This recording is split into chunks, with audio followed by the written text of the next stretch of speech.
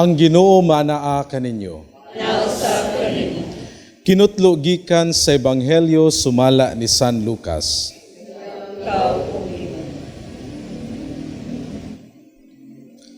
Sa nagpadulong si Jesus sa Jerusalem, miagi siya sa utlanan sa Samaria o Galilea. Samtang nagpaingon siya sa usa ka balangay, gisugat siya og napulo kasanlahon. Nagpaantaw siya og naninggit, Jesus, magtutudlo, kaluy intawon kami.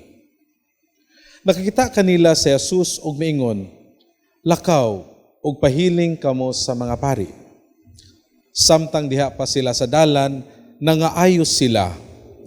Ang usa kanila, sa pagtan-aw nga naayo na siya, bibalik og nagdayeg sa Dios sa kusog nga tingog.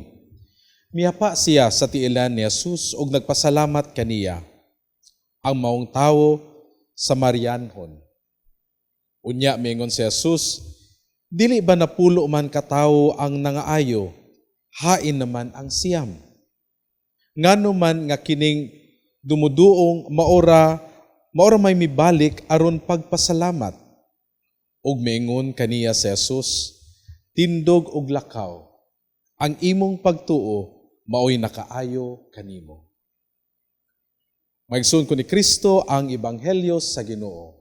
Dayon ikaw, O Kristo.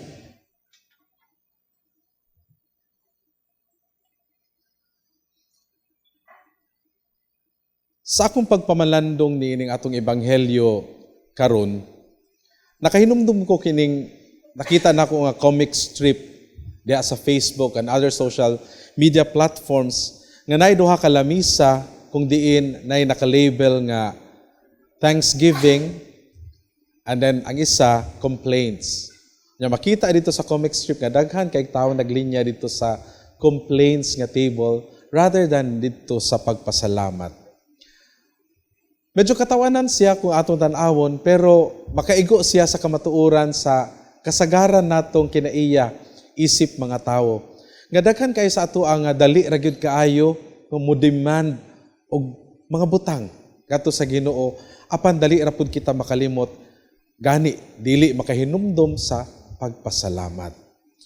Mo na karon nga dako kaayo ning hagit kay sa ato kining ebanghelyo gani isip usa ka redemptorista no na ami debosyon sa inahan sa kanunay panabang makita po namo ang diferensya nga libo-libo ang gapangayo og mga intentions, mga petitions pero pipila ra gyud ang magpasalamat. So kani ang hagit sa ebanghelyo nga pagbalik lantaw sa unsa man gyud ang bili sa pagpasalamat. How gratitude changes our life. Kay mao man ni ang ginapahinumdom sa atoa nga sa ebanghelyo napulo ang nakadawat sa gasa sa pagkaalim diha sa ilang sakit apan usara intawon ang nakahinumdom og pagpasalamat. Katupag yung wala ginlagi na expect nga magpasalamat mo'y nibalik og nagdayeg sa Ginoo tungod sa iyang milagro nga nadawat. So I do need to look at values in a way no or experiences nga masinati sa usa ka tawo nga mapasalamaton. Una, nga ang tawo nga mapasalamaton mahimong masaligon. A grateful person becomes a trusting person to God. Nga magpuyo ang usa ka tawo nga mapasalamaton nga walay kabalaka. Kay kung kita mapasalamaton, mas mo-focus kita dili ilang sa pagdawat, no? Sa atong gipangayo diha sa atong mga pag-ampo, apan diha sa pag-ila nga ang dakong milagro magikan gyud sa naggigikanan sa tanang mga kaayo. Mao kana ang Ginoo. No?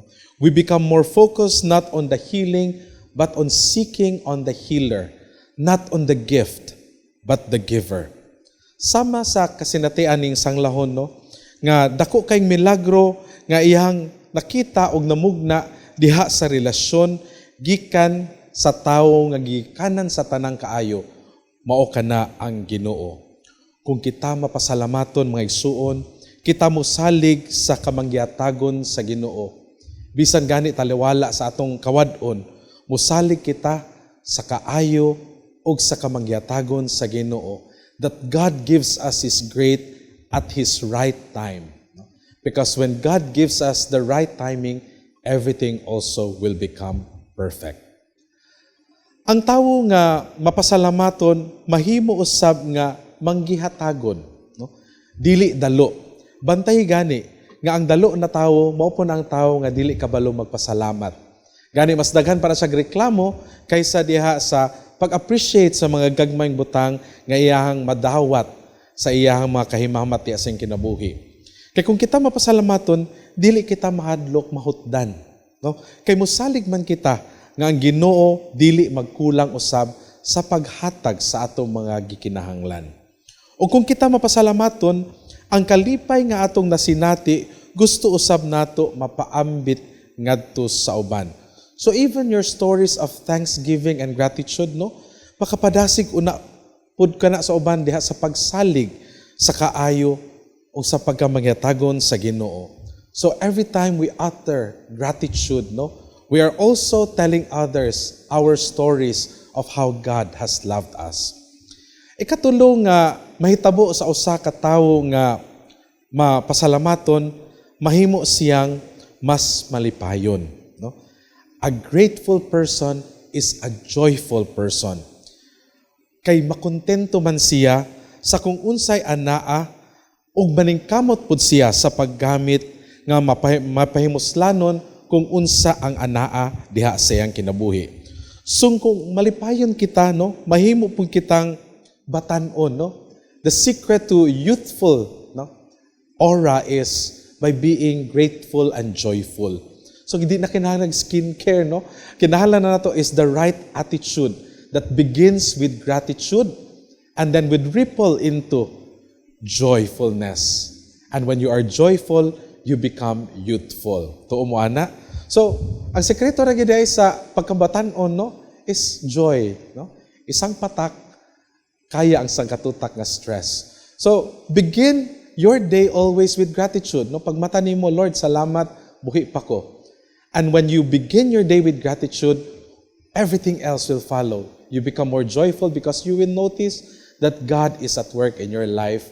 And when you know that God is at work and present in your life, you will not be ashamed also, and you will become more generous in giving yourself and your gifts to others. So diha sa atong pagpadayon, padayon usab kita sa paglambo sa atong kasing-kasing nga mapasalamaton aron kita mahimong malipayon, masaligon ug mahimong manggihatagon sa atong pagkaginasahan. Sana nga, sana all. Shalom.